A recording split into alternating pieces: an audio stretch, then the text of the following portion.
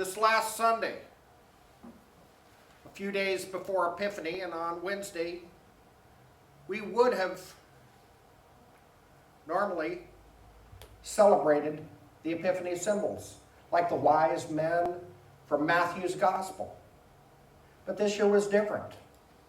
This year we were finishing a combined Advent and Christmas sermon series that centered around the welcoming of company. Company including our Savior Jesus, born in the absolute most humble of conditions. So this year we're combining Epiphany, the celebration of Epiphany, and the baptism of Jesus in one sermon. Certainly as we do so, we'll touch on baptismal waters, but also on light. The light of creation and God's light given in the person of Jesus.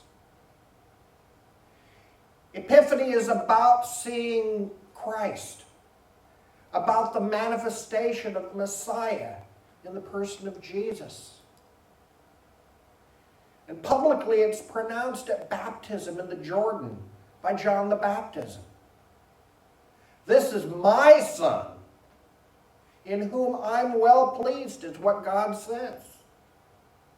Scene one, take one, the Gospel of Mark. This is the event that this author takes center stage with. This isn't like Matthew, where we spend verse after verse talking about the lineage of God. Matthew was worried about communicating to a Jewish community that Jesus, in fact, was first of all a Jew. And Luke had another agenda. But Mark, he was wanting to get right to it. There was no time to spend at the temple with the dedication of Jesus. There was no time to spend with that lineage. We've got to get right to the point. This is the Messiah. And we've got to hear the good news. You can only imagine the light of God shining down upon him the moments the heavens open up. Long ago, quite a long time ago, when I was still on active duty in the Navy and was in the Philippines for about 90 days while our ship got repaired, I had a chance to meet with and play with a songwriter, Mylon Lefebvre, who wrote a song called Crack the Sky. You might know his name or have seen it on liner notes for old albums from Elvis. But by the time I met him in Subic Bay, he was singing contemporary Christian songs. And when we were at Subic Bay playing this song for a standing room only crowd, outdoor concert, thousands upon thousands of people coming to hear Mylon play. We were praying hard for the rain to hold off. And then all at once, lightning struck and the sky just opened, full of light as we struck the first chord of this song, Crack the Sky. But no rain. And that's what I think of when I imagine the scene in this first chapter of Mark. No, it doesn't really seem like it fits with the spirit of a dove coming down. You know, that night we answered an awful lot of altar calls. Took people aside and prayed with them. And no matter how you imagine this scene of the heavens open up, as Mark describes the scene, no matter how you imagine it though, I'm guessing that you too saw a bright light in your imagination. A light that we now know comes from God. And any way that happens, any way we imagine it, The only possible outcome is a revelation, and a very memorable one at that. Surely for all of those present, the event of Jesus' baptism is a memorable one. I mean, how could it be anything less? But it's not just Jesus' baptism that provides a remembrance. Because our own baptisms have something to say about that as well. They remind us as well, both individually and as a congregation and as a community of believers, even beyond the congregation that meets within these walls on a regular basis. We're bound in very visible presence to and of Christ in this world. What a thought. Even more, what a reality. As we claim the new life that we embrace in our own baptism and in our collective baptism, we begin to live into this life that we proclaim. We become the living witnesses of the activity of God the Father and God the Son there at the Jordan River.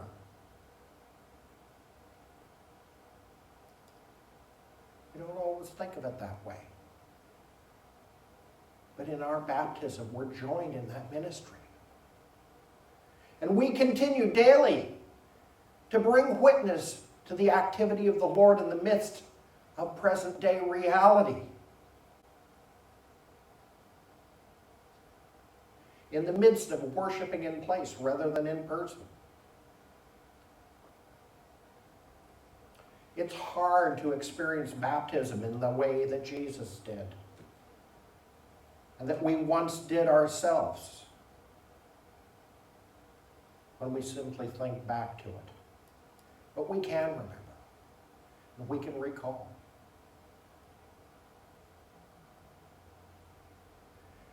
I bet if you take a moment, you can recall your own baptism. And even if you were baptized as an infant, maybe you don't have a specific memory. Maybe you can think about other baptisms that you've been witness, where you've been present. I recall fondly several infant baptisms, where babies dressed in their white baptismal gowns were first baptized and then presented to the congregation. I remember the pastor taking them in their arm and walking out so all could see.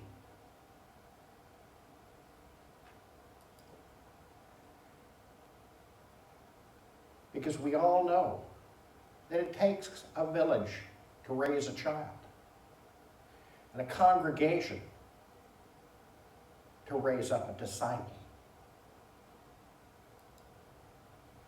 Just as it was for Jesus, it is for us. It's the beginning of something new. Shortly after the moment that Jesus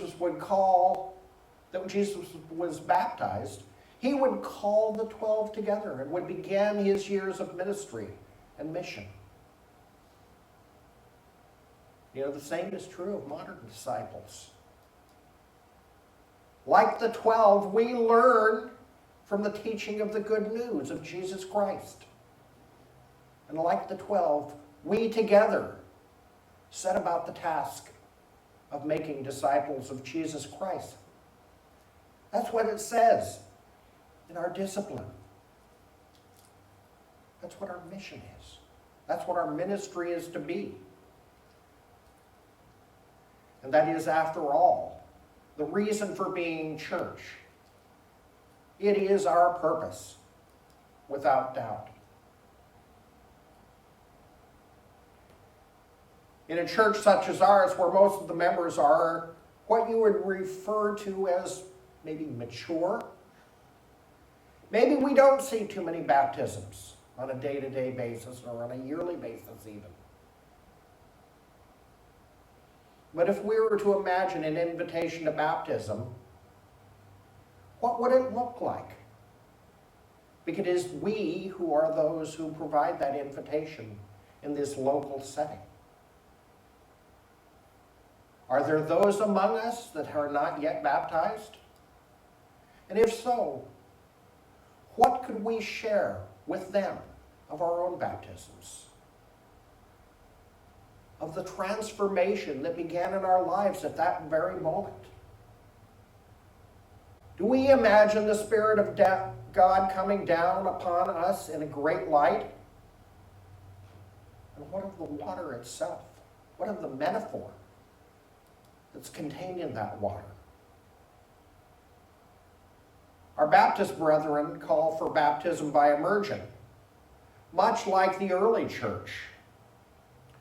If you examine the ritual that was followed in the early church, and that in many ways is still followed by Baptists and I believe Catholics as well,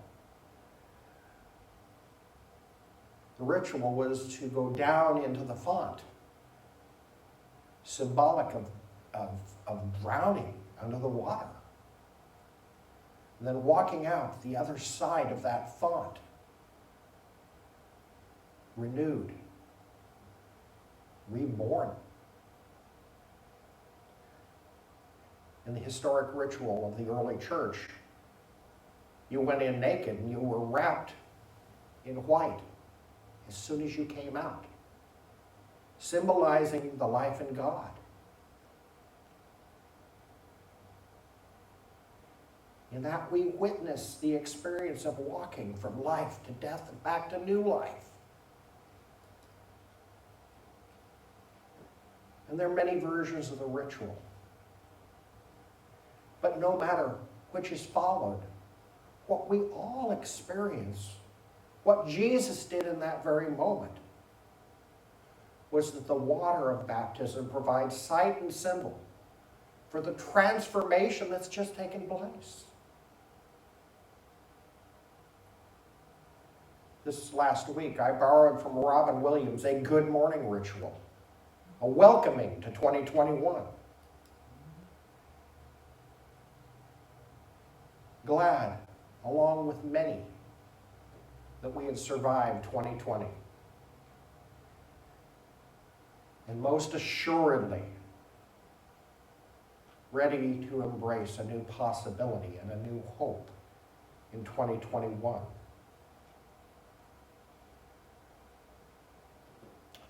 When I first made my sermon notes, I said, this week we get to embrace new possibility.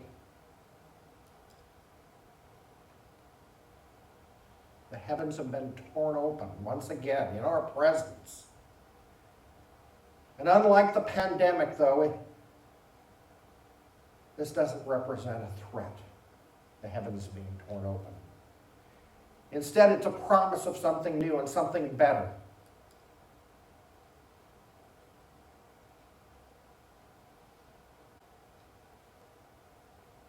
And it was only a short time after I wrote those words. Maybe we didn't witness heaven being torn open,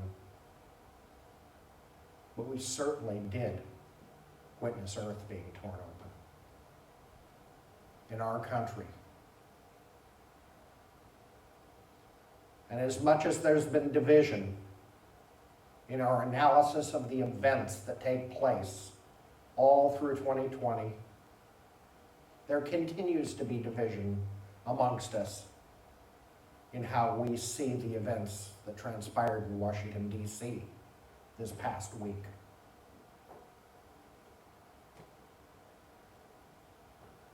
We all know the events were horrific.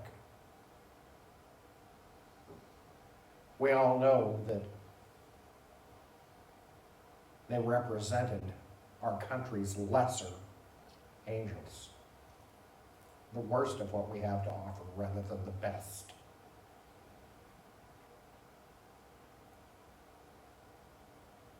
And once again, what began as a protest ended in violence. an act of domestic terror. And once again, all the pundits are quick to jump on the events in the name of politics and in the name of defining who is right and who is wrong.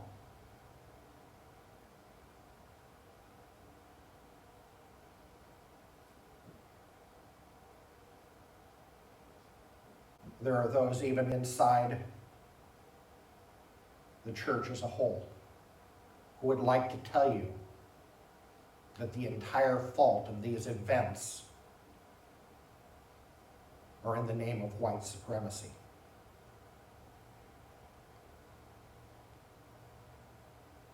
And I want to tell you there's a better way of looking at all of this. We're going to talk about it a little bit each week for a very long time.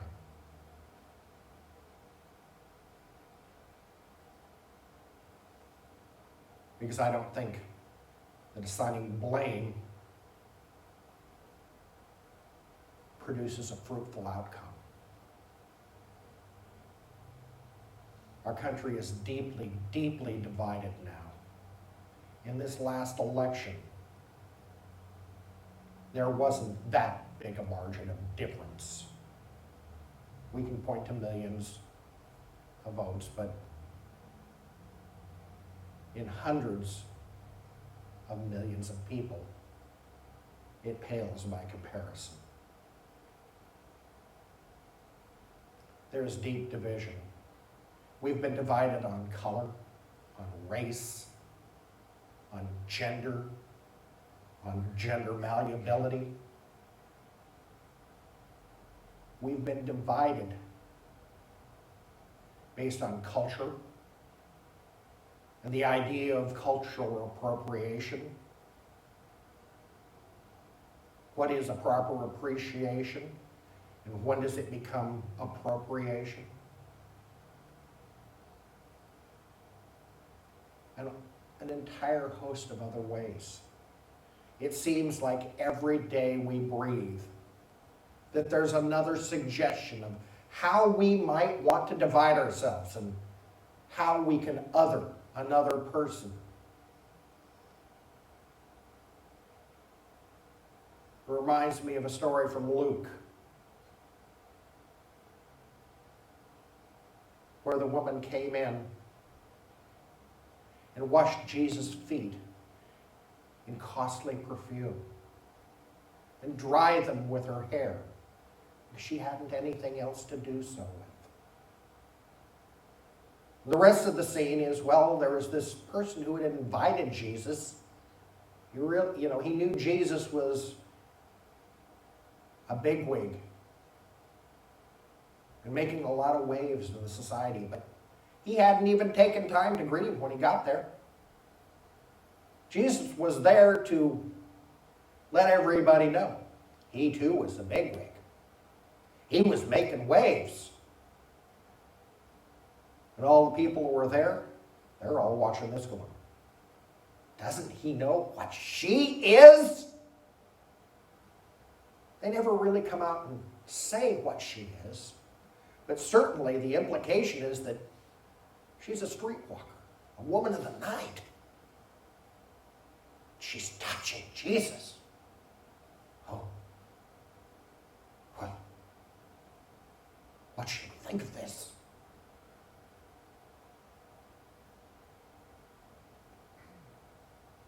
She's other.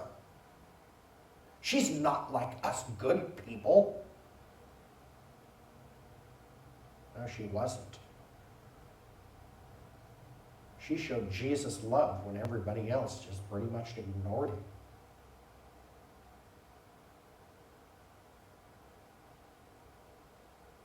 We learn that we have to be very careful what we think of other.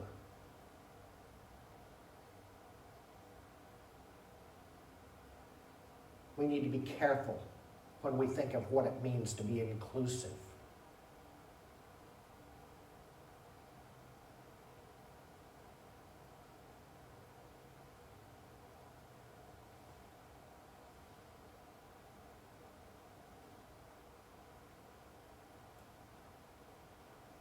So while I wrote earlier this week, I get it. I get amidst all the news that we hear, that it might seem like a difficult thing to focus on New Hope right now. I think that's exactly where we have to be. And we certainly have to look beyond the political rhetoric.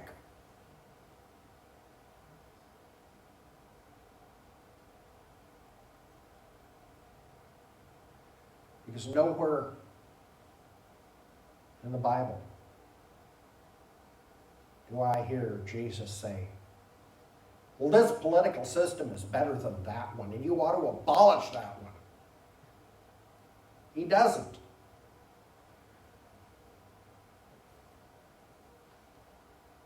He says, look beyond that.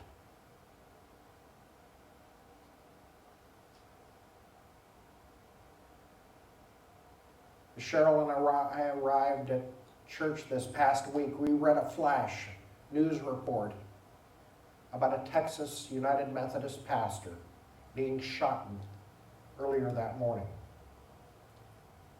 Come to find out, the young man that is accused of killing him is being held on a $3.5 million bond, as he's also suspected of being involved in 2 drive-by shootings the night before. And he was hiding in that church to get away from the police.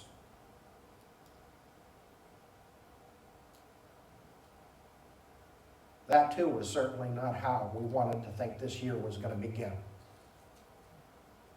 And we're certainly looking for light both within as well as outside of our experience this year. We need to remember that Christ works in as well as beyond us.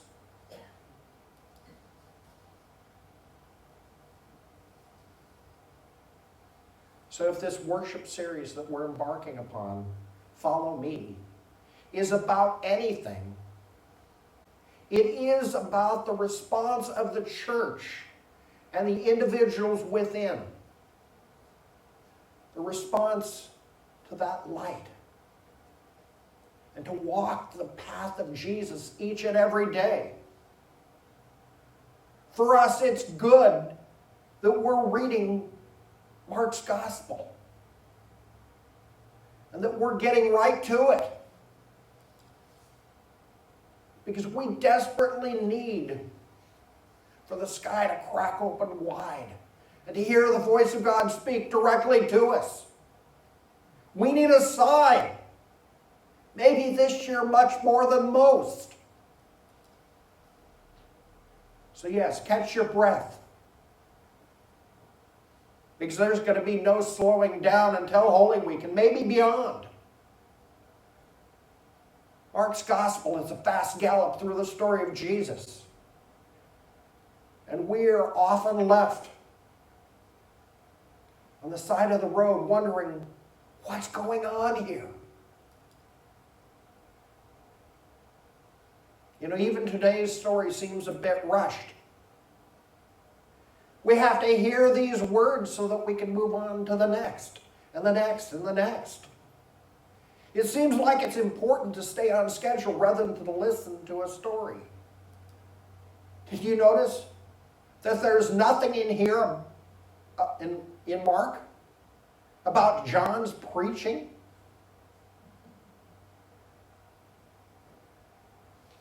You get to hear about how he was dressed and that he's kind of out there. We get a lot more on his preaching from Matthew and Luke. There's nothing about the conversation between Jesus and John that appears in the Gospel of John. In, out, get it done. In fact, that said, there's no real description of the baptism itself. None at all. Did you notice that? He came to be baptized. The next thing we hear, then as Jesus coming up out of the water, he saw what he saw. What we all know. can bear witness to. Now think about all the arguments in years successive to that, about the form and the function of baptism over the years in the greater Christian church. And think about our reading today. Mark certainly doesn't give us a bit of support for what any particular baptism should look like, does he? You might even think that Mark's opinion is that what came afterwards is way more important. That he had to get right to it.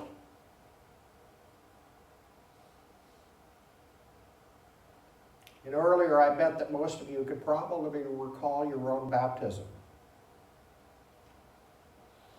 And maybe that's not entirely correct, as many of you were baptized as an infant sometime before your memory Rolodex even started collecting data cards. Some of you may not have an actual memory of what a transformative moment baptism was for you and what it continues to be. Some of us will have no memory of the old that was torn away before that moment of baptism. We don't even recognize the difference. And without a recollection of our own baptism, maybe the celebration of Jesus' own, in that corporate memory that we have as church, we can recall that our own life, our new life, was claimed in that moment. It was spoken aloud that our lives were to be dedicated to following Jesus. And by inference, to bringing others to know that life as well.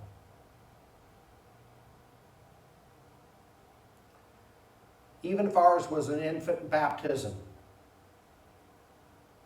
in that moment, the lives of others were pledged to help us to live in to just what Mark focuses on here. It's that part that happens after. The new creation that we have become, as well as the new one that we are continuing to become.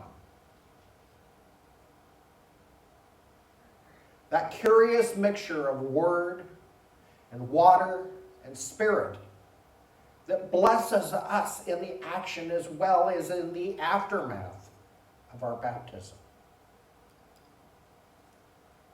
So yes, do we need a reminder? Do we need to have our attention focused on what an event it was for Jesus?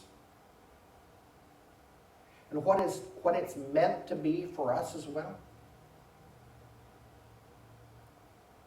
I think it is, because we've been remade. We are a new creation.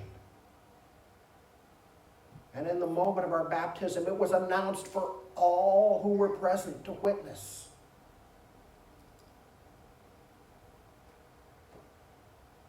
Mark clearly doesn't want us to forget how transformative this moment is. How transformative it was for Jesus, how transformative it was for us. This is the moment that something entirely new began. This is the moment with which there is no turning back. But maybe even more than anything else, it is a moment to realize that we've been claimed. We are the children of God. And with this, He is well pleased. And here's something else. If God is well pleased with us, There is nothing, absolutely nothing from our past that need define us any longer. What has been torn down. And what's next is here in front of us. The Spirit with us, to guide us, to help us when we fall, to be a constant companion throughout our lives. And it's that which happens after that equips us to be part of the body of Christ in new and powerful ways. It's what tears us open to a new way of living, to new ways of being. And whether we hear it or not, the word that is spoken over us is a word of affirmation. God sees the light placed within us and pronounces it good. You are my beloved. With you I am well pleased. Not done, not complete, not perfect, not even perfected, but good. In God's eyes, good. Amen.